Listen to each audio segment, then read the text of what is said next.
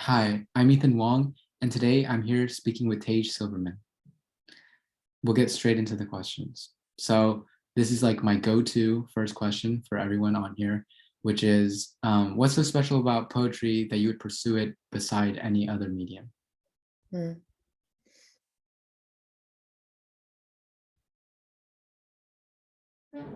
I think they might be two different questions.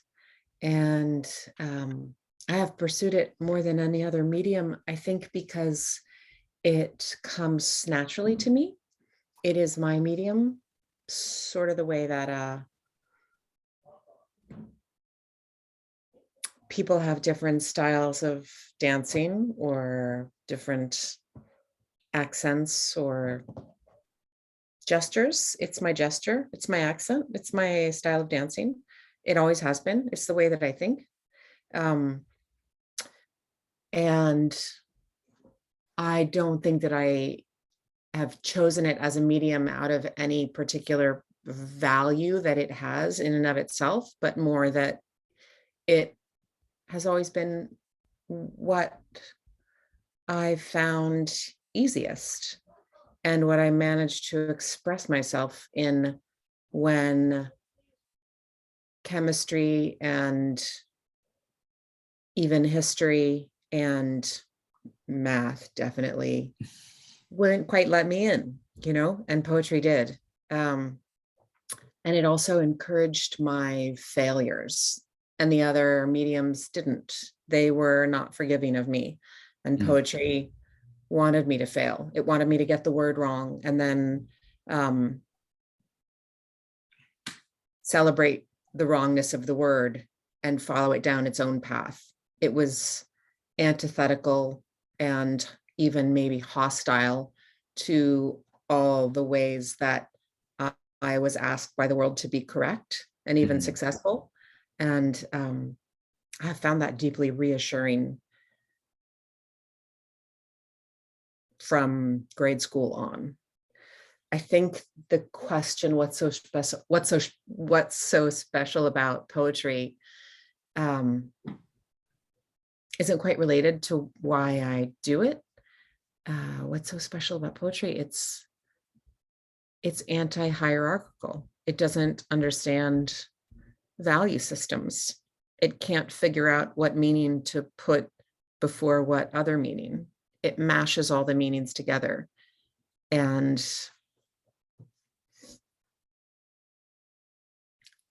demands of language and syntax a kind of restructuring according to linguistic and musical principles instead of signifiers, instead of what we understand of meaning. You with me? Do you know what I'm Yeah, saying? yeah, yeah. It's not exactly the same way. I mean, of course, I'm saying something very obvious, but like it's not exactly the same way you write just conversationally or you write an essay in the sense that you're following a different set of paradigms. And that kind of set of paradigms is poetry in a sense. Right. And you don't get to have a thesis, and Mm. you don't get to explain the thesis, and you don't get to then finish that explanation and go on to the further explanation and the further explanation. You don't get to understand how it's organized. It gets it it tells you on its own terms. You can't start out with a thesis, and you can't even start out with a plot. You, for me,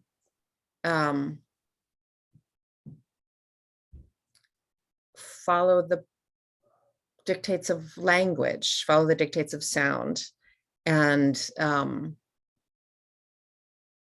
they reveal a form of meaning that doesn't quite allow the Russian-Ukrainian conflict, for lack of a better word, or even its whole history, or even our whole history, whatever that means, all of the things that that means. It doesn't allow that to be more important than a fly on a windowsill, which I don't know of another medium like that. linguistically speaking. Mm. It mashes them together in a way that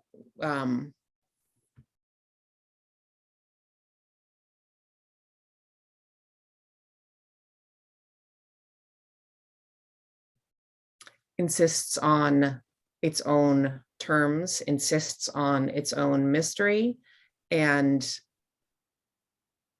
knows more than we do. Yeah.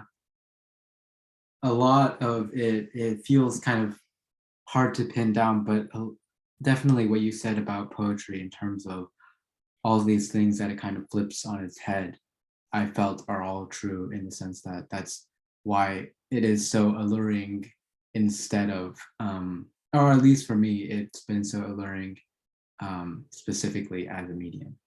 But I wanted to kind of follow off on that, which is when you're writing your poetry, I'm actually curious about this myself, which is when you're writing your poetry, have you developed a point to where it feels almost methodical the way you're writing your lines? Or is there a lot of, does it feel like there's a lot of charged emotion in the way that you're writing? It's almost as if you're not quite thinking. Yeah, it does. I'm not thinking. When I think, I can't quite move forward with the sound, move forward with the language. And I don't know, I looked a bit at your questions beforehand, and you asked sort of what prompts a poem, and I have come to it from so many different places, different poems from different places. But the ones that seem to me in some ways truest and most interesting to me while I'm writing them, and in some, I think, emotional way, most lasting, I have nothing in my head, no words in my head when I sit down to write it. And then suddenly a line comes out, and I don't know where it comes from, but it dictates the next one, and the one after that, and the one after that, and the one after that. And they surprise me as I'm getting them on the page.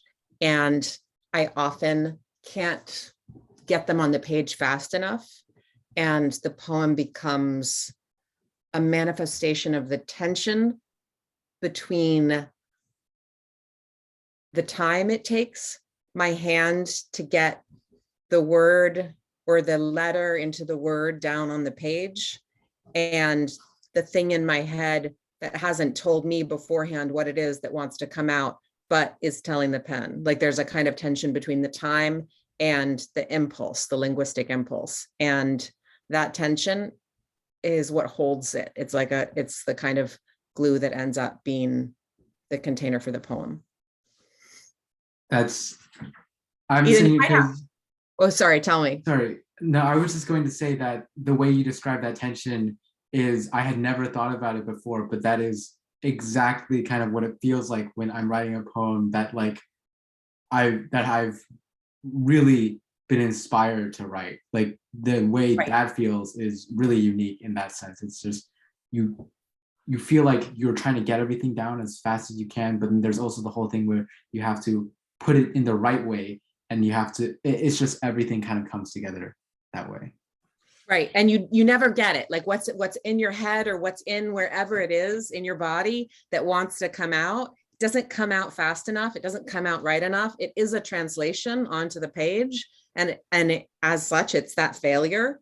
But you can feel the wholeness of it then put into the pieces that that the ink holds. But they're not all like that, like I have the new book that I have that's coming out in the fall. There's one poem that's just a list, and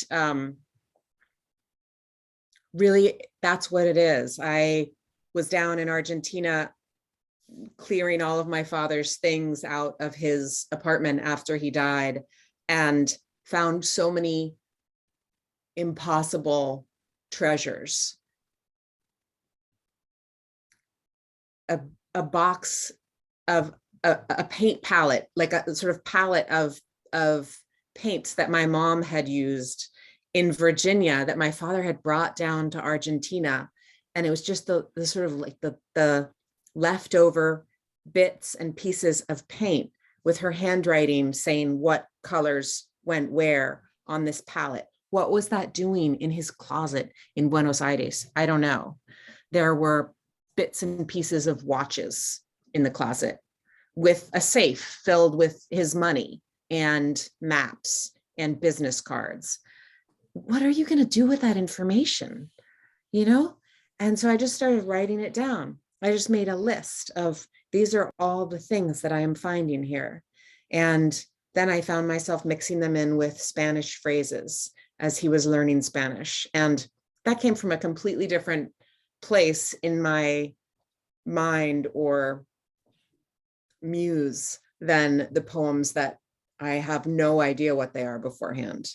And then there are the poems like, there's a poem in my first book, which is trying to remember the night that I lost my virginity when I was 15 years old. And I'm trying to describe it and trying to remember it. And I find that in order to remember it, I need to think in pentameter, or at least in iambs. Like I need to get the description of my own memory for myself out in iambs in order to hear it. And the iambs, the rhythm prompts the memory. Like I hadn't had the memory. It hadn't come up consciously for me when I was writing the poem until that rhythm of da da da da da da da da brought it up, which is a completely different experience. So yeah, there's the mystical, I don't know where you're coming from and I don't know what your rhythm is and I can't get it out fast enough and the page is resisting the speed of you and that resistance is creating something. But then there are all these other forms too. So yeah. Yeah, that actually prompted two different questions, but I'm hoping it won't be too much of a trouble if I ask them both kind of like at once and then you can answer do both it. of them. So one of them I was going to ask is, I've actually heard of this kind of, and that's really interesting to me that you mentioned using form to get your thoughts out, because that brings me to the question of how has, like, in your experience with form, how have you come to adopt it after reading it? And that's like kind of a weird thing, but it's like it feels sometimes as if it's almost an immaculate task to take this very structured and like formal thing and then apply it to your own poetry, especially if you sometimes you are writing in like free form. And then my second question was actually a lot simpler, which is you've mentioned like putting stuff on a page a lot. Do you generally write things down like physically, or do you use like digital or whatever? That's a both too. I really do both. Maybe half and half. And I have these notebooks that are filled with so many, I don't know, you can see me, right? I can't see you, but you can see me. Yeah, yeah, yeah. You can see this notebook. There's so many blurs in here of just, I have to get this down right now. I have to get this down right now, that I forgot to look at ever again. So probably much more in this notebook because I don't have my computer with me often, but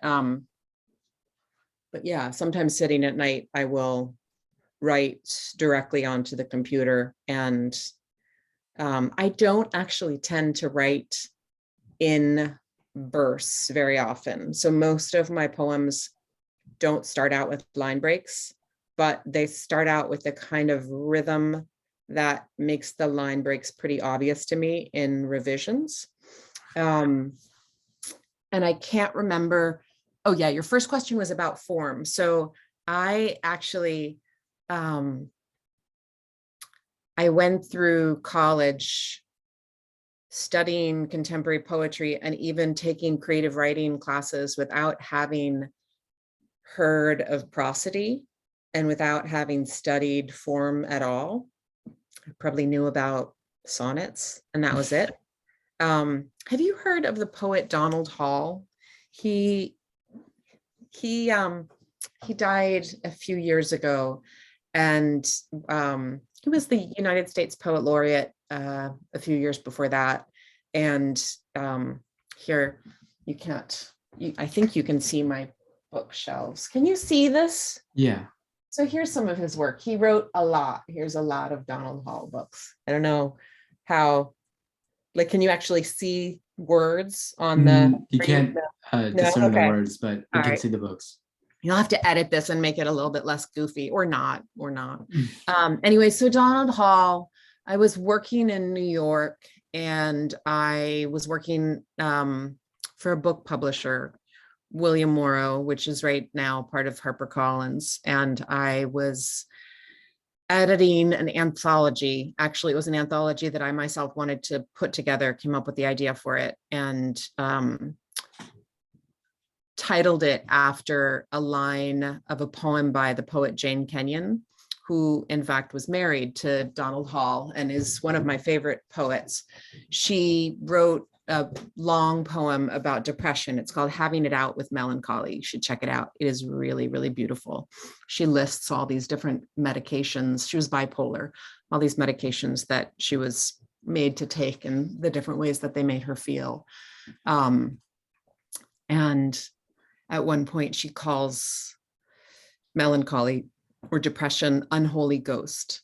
So I came up with this anthology called Unholy Ghost, and I wanted it to be, and it is in fact, a collection of essays by writers who experienced depression and how it has shaped their work. And I wanted Donald Hall to write an essay about Jane Kenyon's depression. She had died a few years before that of leukemia. And so I sought him out, and we became friends, and he became a mentor for me. We were both living in New York at that time, and he left New York and I left New York, and I was living in Prague, writing my first poems, like really writing in earnest, writing poems that I was hoping would help me get into graduate school. And I sent them to him. We wrote each other these long letters. And in one of my letters, he would send me his poems and I would edit his poems. And I sent him my poems and he would, so I sent him these poems. They were some of my first. And he wrote back and said, well, you're mostly, this one is mostly an iambic hexameter, but it is a little bit all over the place here and here and here. And I actually went to the dictionary in Prague. I remember this. It was somehow, we had email, but it wasn't easy to go onto the computer and use the computer dictionary. So I remember actually looked in a dictionary book, and looked up iambic and looked up hexameter to figure out what they meant. I don't know if I'm answering your question, but I was already doing it without knowing what I was doing. And then I had to look and say, oh, okay, so if that's what I'm doing, how could I do it more regularly?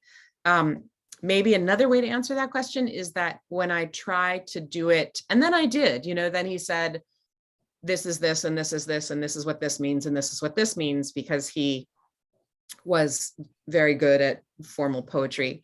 So then I tried to write formal sonnets and tried to write formal sestinas and pantoums,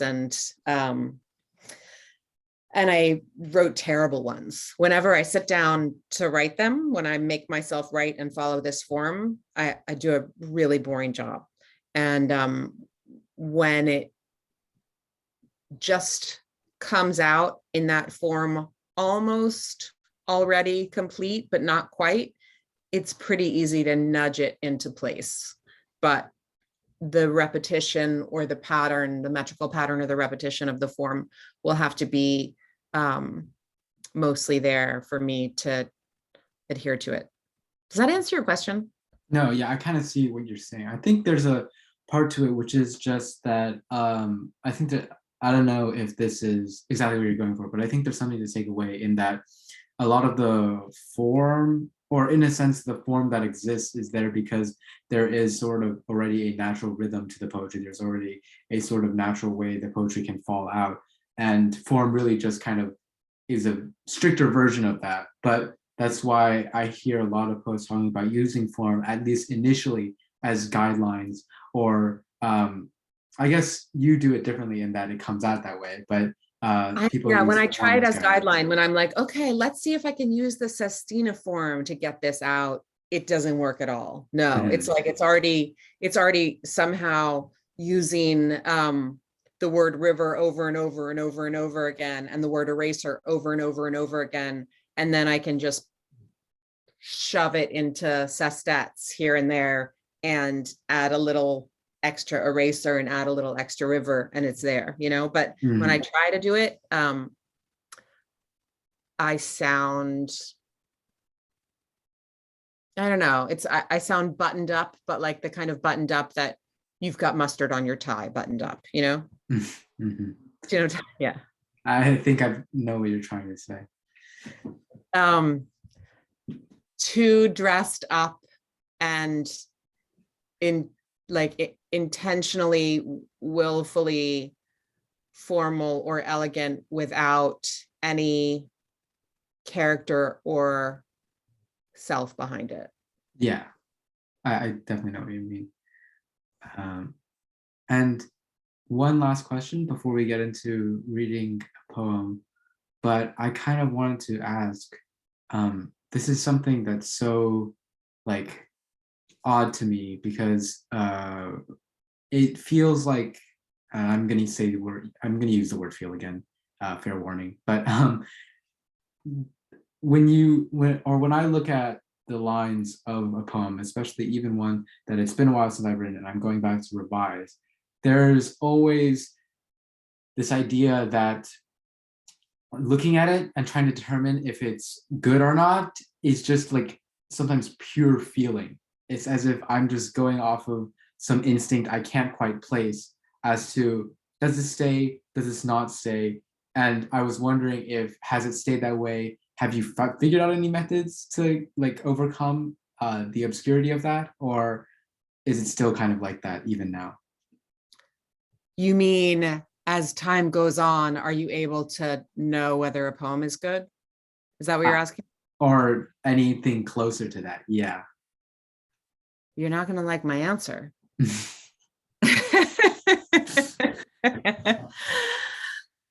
And it's not true for other people. I have friends who reached a point where they knew when they had written something good. Maybe I will, you know, like maybe year 48 of my life is going to be the charm. And that's when I'm going to start understanding this is good or this is not. But I doubt it. And I don't trust that. I don't I don't even trust that in other poets. I am jealous of them for having it. Um, but I think to myself, like, that's not your job. It's Mm, not your job to know whether it's good. It's your job to write it and to know when you've gotten as much of it out as you could and use the language as well as you knew how and been patient with it. Like, not let your ego get in the way. So sat with it and then come back to it and looked at it with clear eyes again, and then looked at it with clear eyes again, and let your ear be the boss and not your idea of meaning. Um, but no, no, I actually don't, I don't know. Maybe it's not such a bad thing to not know. I have to tell you, I really don't know. Um, like I have a poem that was um it was chosen for the Anne Halley Prize, which is the best poem of the year in the Massachusetts Review, and it was also chosen for the Pushcart, which is another anthology.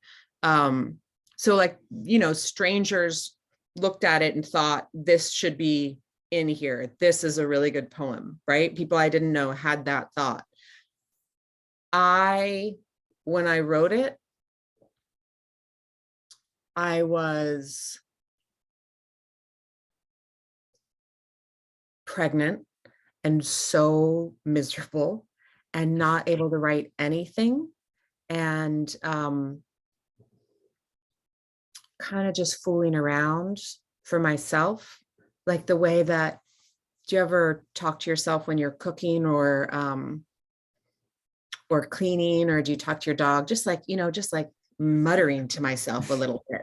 And that is what I was doing on my computer screen, muttering to myself, 8 months pregnant and just like, I'm going crazy. There's something in my body. I'm going crazy, just like a little out of my mind. And I had dinner with a friend of mine, another poet, Katie Rosemurgy, and told her I was not okay and not writing. And she said, just send me something, send me anything. So I sent her that because it was all I had. It was really like the way that I was singing Cardi B to my dog earlier today. It was basically like that. Here, you can have this. It's all I've done. And Katie wrote back and said, are you fucking kidding me? This is a poem. I had no idea. I didn't know. So then I sent it off to the Massachusetts Review because she had said that. I don't really know. I guess I can't express or articulate to you because I can't articulate to myself why I don't want to have the power to know that, like why I need Katie to be able to tell me. It's for the same reason that, I don't know, like I'm never going to be famous. I'm never going to be US Poet Laureate. I don't think I am. I'm just going to write my poems. And I feel kind of astonished that I get to publish them and have conversations with people about poetry, like that you and I, who don't know each other and who do this weird little thing, get to geek out on it together, because I know you, like I just know you're good and you kind of know me. We're in this together. It's a tremendous relief for me. That's it. That's the most of it. So I wrote this book. My second book is coming out in the fall, but my first book came out years ago in 2009. And there are poems in it. Most of the poems in it, I didn't know that they were poems. I had that same experience of sending it to someone and them saying, oh yeah, actually, yeah, this is. It's more that I think the thing that I love the most about it is that it means something to someone you don't know. And what it means to them is something that it never meant to you and was never supposed to mean to you, that it travels. That the language, when you listen to it right, comes onto the page in, I don't know, with some kind of secret or invisible ticket to a time machine, and it gets to go forward without you and come to someone else who needs it in some specific moment and becomes theirs, the way that other poems by other people become mine. And I don't know, there's something, and I can't articulate what it is. There's something about me not knowing what works and what doesn't, but only putting everything I can. Also, it's not me snoring. Can you hear the snoring? No, I can't.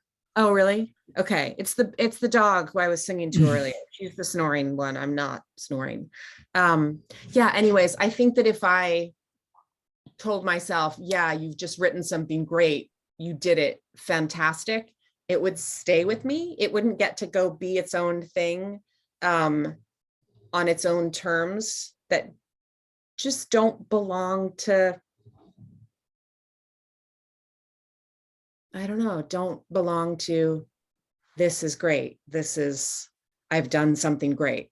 I don't trust that. And I also there's a way in which the motivation to write poetry in the first place is the motivation to write something better than the last thing you wrote. Whatever it is you've finished, you don't want to have the feeling of yeah, good, I've done it. You want to think, oh my God, what if I never do it again? Yeah. So Definitely. yeah. I think you articulated it pretty well, especially because a lot of what you said, I think your answer made me feel actually a lot better than if you would have just said, oh yeah, no, I can tell. And then that was the end of it. Well, you wish you could, don't you wish? Don't you wish that you were just okay, I did this great thing. Now I'm going to go eat pizza because I'm a poet and that's a great thing. And I'm pleased with myself. I just, I would eat a lot less chocolate if that were my attitude. I know that. Yeah. If you're ready, we can go into the poem. Yes. Okay. So you just want me to choose a random poem to read aloud, right? Yeah. Okay. I am going to choose a poem from my upcoming collection.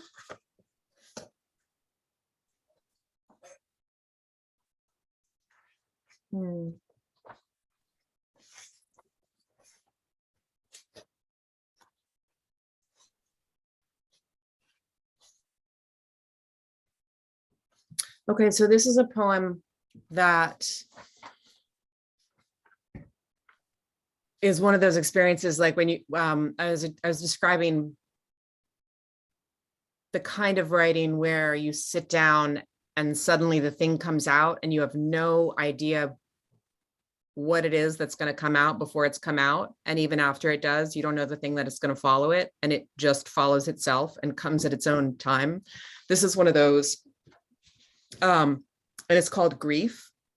And I titled it much later. And I didn't sit down. Do we have time for this explanation? You can edit this, Yeah. right? Cut whatever. Just cut whatever you need to cut. Okay. I'm probably not going to cut that much because I kind of want to have everything together, but okay, just do your best not to make me seem really goofy if you can. Okay. All right. So anyways, so yeah, it was Mother's Day and I had a baby. I was a mother, and I couldn't quite absorb or process the feeling of being a mother without my mother, that she wasn't going to know that I was a mother. And I had spent 35 years celebrating her on Mother's Day. And so I asked my partner to give me an evening alone and just be with the feeling of missing her and honor that. And to honor that, I wanted to write. And I didn't know what I wanted to write. And this is just what came out. Maybe not writing it to her, but writing it to my wish for her. I think I was trying to talk to my wish for her. And yeah, it was May. It was, yeah. All right, so it's called Grief. Let it be seeds. Let it be the slow tornado of seeds from the oak tree by the gates to the playground in May wind. Today is Mother's Day, and someone said it is almost impossible to remember something before you know the word for it. And the babies in their mother's arms stare at the seeds, and they don't know the word for falling, nor the word for sudden or whirling. Let it be something that doesn't last, not the moon. Let it not be the rooftops that are so quiet. Let it come to the white doorstep like rain and slide onto the sidewalk, not knowing. What is gentle, if not time, but it's not time that is gentle. What will happen in the future doesn't matter. Cicadas underground are called nymphs, and their wings look like tree seeds, trapped under skin and as soft as the dirt that surrounds them. Teneral is a word for the days between when the cicada digs its way out of earth and begins to sing, and when itself and shell are still a single susceptible thing. It is impossible to remember. Let it be the years underground, molting nymph skin and moving in the soil without sound. It's not time that is gentle, but what unknown sign, a method of counting each spring through the roots of a tree. How they learn from the taste of a root's juice the moment when in one rush they should push up to earth. Teneral, meaning not yet hardened, a sense before a memory of the shell. Let it be the sign in the cells of the blind, safe skin, the limbo of gold, walling here and there, where the baby waits between a mother's body and the air's tears. He came to my breast and rested. There was no before.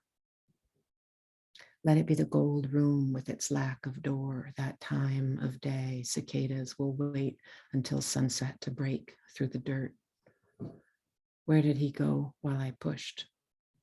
We stood in the tunnel of seeds, windmills, a tree had come to make promises. Rain to stone, rain to street. They seemed, while they fell, to be lifting. And we waited, watching the baby without words for what we were seeing. Seeds pushing roots, brick and dirt don't say what they know about time. Rise. For days, the whole town will sing. Thank you so much for that. That was amazing. Thanks for asking. Thanks for asking. And thank you for being here today. It was my pleasure.